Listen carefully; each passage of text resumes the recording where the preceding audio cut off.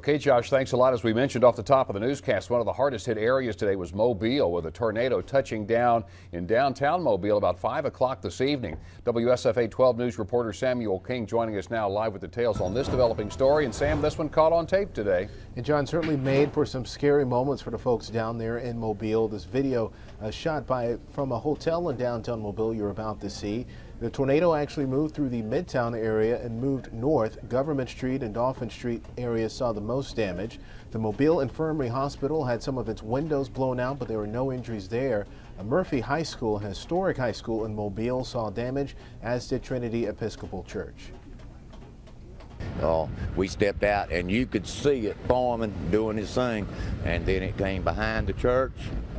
It came in behind the church right there, and then all green fluorescent lighting, and it was like popping transformers left and right. Then I heard the crashing and everything, and then the power went out. I prayed to God as loud as I could, and I was just praying for my safety, and I knew the truck was shaking. I just prayed that the truck stayed put and that God would protect me and the ones in Walgreen.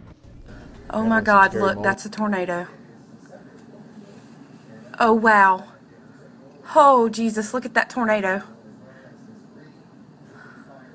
Jesus, please keep your hands on whoever's over there.